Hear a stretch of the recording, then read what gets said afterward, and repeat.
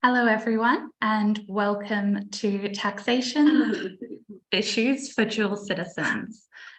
We are joined today by Eva Hussain and Sean Obrycki, but first I'll just have a couple of reminders. So this recording is live and we will be asking you to add any comments down in the comment section below.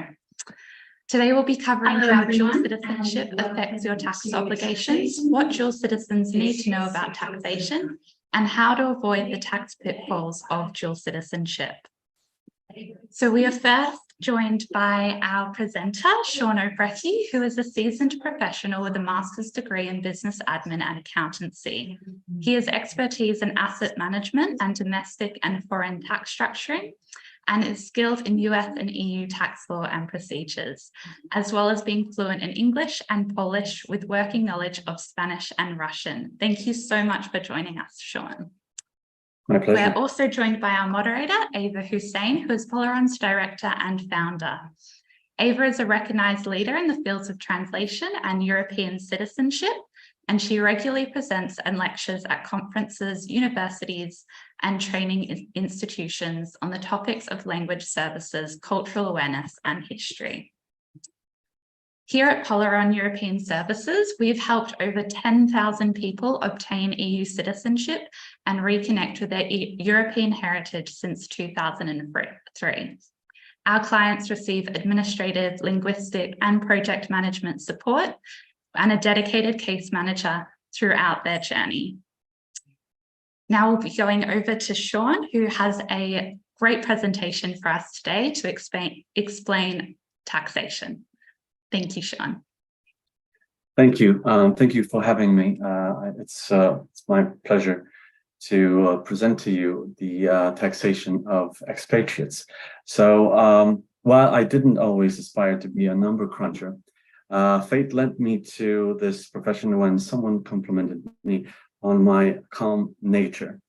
I have to say, today was pretty nerve-wracking preparing for this presentation because I haven't done it in quite a long time. Let's just get into it. During our time together, we will cover several important topics related to dual citizenship and international taxation, with a particular focus on relocating to European Union and Poland. Our agenda includes exploring the benefits of and challenges of having dual citizenship, understanding tax residency, examining the worldwide income regimes of Poland and the United States, delving into tax treaties, and addressing any additional relevant points we have time for. To begin, let me provide you with executive summary of what we will discuss. If we can change the slides.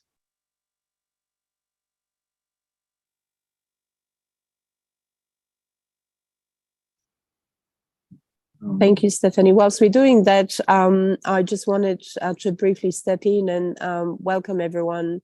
We have had unprecedented interest in this event. So obviously there's a lot of interest in taxation for dual citizens. I think something like 330 people registered. So welcome everyone. So I'm just checking if we're seeing the agenda. Over to you, Sean. Thanks, Eva. So we'll go through all these and then we can move on to the next slide, to executive summary. The objective of our session is to equip you with essential knowledge concerning the implications of dual citizenship and international taxation, specifically related to EU relocation in Poland. We will cover the following key points: tax residency, benefits and consequences. We will explore the advantages and potential drawbacks of being a tax resident in multiple countries, compliance and reporting obligations, understanding the various requirements and obligations for tax compliance and reporting in both the United States and Poland, tax strategies and tactics, exploring effective approaches to managing your tax obligations and optimizing your tax position as dual citizen. We might also touch on a case study if we have time. By the end of this discussion, I hope to instill in each of you a sense of excitement about pursuing dual citizenship, armed with the knowledge and confidence to navigate the world and its tax systems. With the right understanding, handling your taxes can even become an enjoyable endeavor. We can move on to the next slide.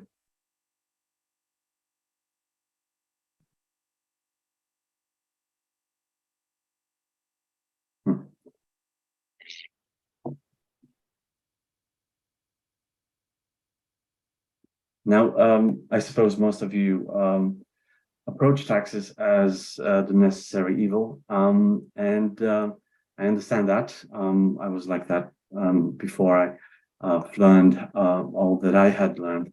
But it is a part of the social contract, and it helps us to be part of the society. And as long as you know how to maneuver and what things to do, like I said, it might become enjoyable task. All right. Now let's delve into the freedom that comes with global mobility. Dual citizenship provides us with multitude of opportunities, such as the ability to travel, live, work, and invest in properties across borders. By embracing dual citizenship, we gain access to a wide range of rights and benefits in both countries, including healthcare, education, and employment prospects. Moreover, dual citizenship opens door to business opportunities and tax incentives, granting us access to both the US and Polish markets. Additionally, it offers exciting real estate investments possibilities in the EU and Poland. However, every freedom comes with a challenge, and navigating the complex world of tax obligations is one of them. It is crucial to stay on top of your tax responsibilities in both countries to ensure compliance and avoid any unpleasant surprises. For instance, both of the US and Poland impose exit tax, which require understanding to prevent unexpected tax bills when changing your tax residency. It's different for US and for Poland. For US, you have to resign from your citizenship. In Poland, it works a bit different. That's why you have to pay attention to your tax residency and when you move from one country to another. Furthermore, it's important to acknowledge the increased administrative burden that accompanies dual citizenship. While it may involve some additional paperwork and coordination, I'm here to simplify the process and guide you through the administrative maze. Now, let's move on to residency definitions. Thank you. In the United States, the tax residency is determined using the substantial practice test, along with two other tests applicable in different circumstances. This test considers an individual's physical presence in the country over a 3-year period. If you spent at least 31 days in the United States in the current year and a total of 183 days over the 3 years period, you are considered a tax resident. Shifting our focus to Poland, tax residency is determined by factors such as habitual residence, center of personal or economic interest, or the duration of stay. Typically, if your center of vital interest lies in Poland, or you spend more than 183 days in a tax year within the country, you are considered a Polish tax resident. Depending on your situations, one residency might be better choice than the other, giving you the freedom to decide where and how long you want to reside in certain countries. In addition to residency, tax treaties play a crucial role in optimizing your taxes and preventing double taxation. They determine tax residency and address potential issues of being taxed twice in the same income. These treaties provide guidelines on which country has the right to tax certain types of income, providing their relief for taxpayers. We can change the slides, please.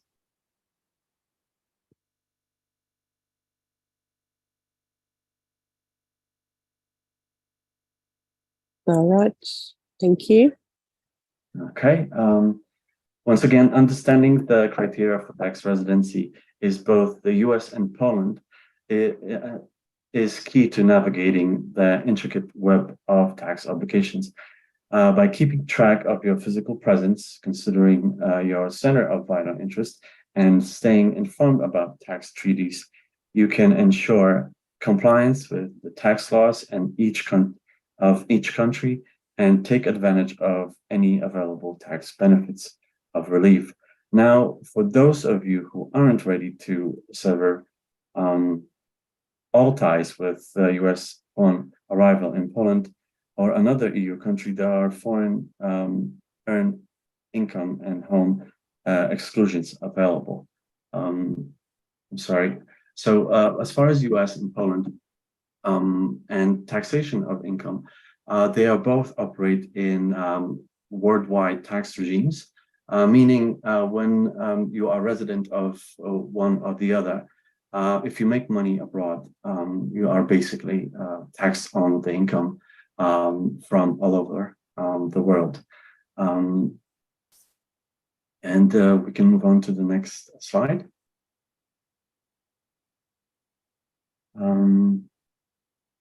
Tax treaties, I'm sorry, we've been through these as well. We can go on to the next one if you like. Thank you. Yes, here we go. So depending on your residency status, you may be able to exclude up to $120,000. These exclusions are called foreign earned income and housing exclusions. And to get them, you have to do tests, of course, and depending on which one is more beneficiary, either physical presence test or the bona fide residence test, which are done at the income level. You may take one or the other. Now we can move on to the next slide. So before we go there, there is another option for as a benefit. The alternative is to have foreign tax credit, which can offset your income by claiming foreign taxes paid and avoiding double taxation. Eligibility for these benefits depend on specific criteria and limitations. And of course, they depend on different circumstances and require some math. Now that we've explored the foreign tax credit, let's shift our focus to tax strategies that can optimize your tax position as dual citizens and of the US and Poland. The tax treaty between the two countries offers provisions to avoid double taxation and provides for flexibility in making tax decisions. This means we have opportunities to navigate the tax landscape more effectively. Next, timing plays a crucial role for tax planning. careful consideration of the timing of your income and expenses can be a game changer. By deferring income or accelerating the deductible expenses into the most favorable tax year, you can take advantage of the tax laws in both the US and Poland or other European country. These strategic approaches allow for optimizing your tax position and retaining more of your hard-earned cash. When it comes to investment options, there's a world of possibilities, although it has narrowed over the time. Different investment vehicles can provide tax benefits in one jurisdiction while minimizing tax liabilities in the other. Evaluating the tax implications of various investment options enables you to make informed choices that align with your financial goals and tax optimization strategies. Remember, tax planning is not one size fits all, so please plan accordingly. We can change the slides. Lastly, let's touch on reporting requirements. As you can see, there are multiple filings and reporting obligations on both sides. However, don't be discouraged. It's part of life, and I'm here to assist you every step of the way. And at the end of the day, it's a matter of filing what needs to be filed. Various situations, of course, require certain forms, but as long as you stay on top of it, you will be fine. Lastly, there are state issues that also I would like to touch on. If you are planning to remain abroad for over 2 years, you should look into breaking state residency. In some states, it's easier than in others, but doing so will save you quite amount of money. The states differ as far as ease of breaking the residency, and some of them may require changing first from state to another state before moving to foreign countries. But at the end of the day, like I said, planning accordingly might put you in a position where you benefit most. That's all as far as I'm concerned. Thank you for your attention. If you have any questions or concerns, please feel free to ask. Yes, and we will obviously pass your details onto all of our clients and people that have listened or weren't able to come and will hear the recording. So Sean, I don't know whether we've managed to fall in love with taxes, but we definitely can see that you know what you're talking about. So as far as discussion, and thank you for summarizing everything, it is a very complex landscape.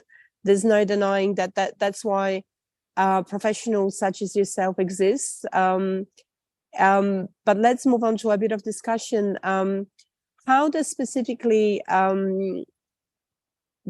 holding dual citizenship affect your obligations across international jurisdictions? And you've covered some of it, but could we maybe give a quick case study so that people can relate to what may happen and what are some of the pitfalls, things to look out for? Sure. I have skin in the game because I am as well a dual citizen. I came to US from Poland, and I do have properties in both jurisdictions. So once a person decides to have this opportunity to have the dual citizenship, depending on where they would want to live, they have to plan before moving. Like I said, sometimes if you live in California, for example, they do not recognize foreign tax credit. So when you do your taxes, at first you have to calculate your global income a different way. There are certain details that you have to be mindful of before you move and after you move, just so you position yourself in a way where you can address the problems that when they come up and get going. I'm sorry. No, that's okay. So it is all about planning and speaking to a professional, because the US landscape in particular is quite complicated because of federal and state tax. And I know, in fact, that some people change their residence to states like Florida that tend to be a bit more, I guess, flexible when it comes to those things. But one of the things we hear a lot from different people, if you have dual citizenship, you pay double taxes. That essentially isn't true, is it? Yes, it isn't. Luckily, we have tax treaties with most of the countries in the world, and so using tax treaties, you can maneuver between the two countries, and whatever income you make in one abroad, you can, like I said, either have that tax credit, foreign tax credit, and fill out the form 1116, or you can make use of the exception for the foreign income on housing. Okay, so that's very clear. The other thing that people often comment on our social media, and sometimes moderated, so I know, is whether you pay taxes or don't pay taxes. One of the things you do need to do is report on them to the US government. Is that right? Correct. So whenever you have assets abroad, it's a matter of reporting. Most of the time, if you have, for example, foreign account in Switzerland or Poland, it's a matter of just filling out the certain forms and reporting it. You don't have to pay taxes on them if they are not active income. So in fact, to the point where we do have clients that have renounced their US citizenship because, and it sounds pretty extreme, but there are people that are quite annoyed with the US government for holding them to ransom in a way. And it's like I said, it's an extreme decision, but some people have done it. So we have about 5 minutes for questions. So what I might do, and that was very interesting, very thorough, and much appreciated presentation, Sean. I'm going to hand over to Stephanie for a couple of questions. We've very quickly run out of time.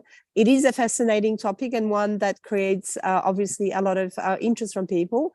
So over to you, Stephanie. Minutes for questions. So what am I? Thank you so much, Eva. We do have a few questions. A lot of people have been asking about how to find information also about other countries not part of the US, so countries like Australia and Canada. So I'm not sure if that question's best for Sean or Eva, but I'll hand it over to you. I think I'll hand over to Sean in a moment, but I will just say that Australia does have treaties with many, many different countries, which avoids double taxation. And I know that they have one signed with Poland, with Germany, with Czech Republic, and many other places, and the US. So Sean, you might be able to shed some more light on that.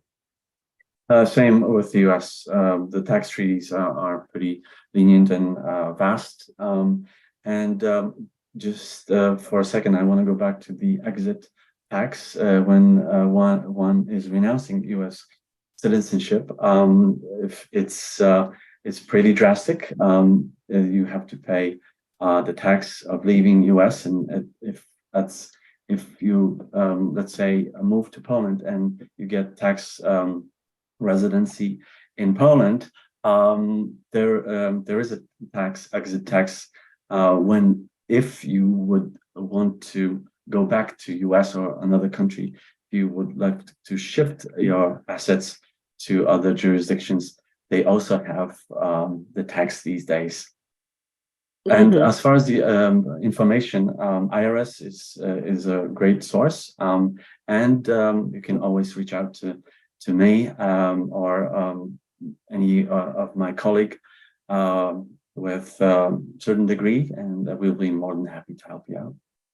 No, that's great. And in places like Australia would be the ATO or the Australian Taxation Office, and wherever you are in the world, it's best to, in the first instance, contact your Treasury Office or whatever it may be called in your jurisdiction. But certainly, Sean's able to provide you with all of that information. And he's already mentioned it's all about planning and understanding how certain things may affect you. And we know for sure, what's the saying, Sean, that the only thing we can be sure about is death and taxes, right? Correct. Okay. Stephanie, I think we have time for one more question, probably. Thank you for that. So we're getting quite a few questions, which is great. One of the questions is, do EU countries generally have worldwide regimes like Poland and the US do? Some of them, yes. Not all of them. The list, you can probably find one in particular that someone is interested in on the website. These days, Google can translate all the websites, luckily, but most of them,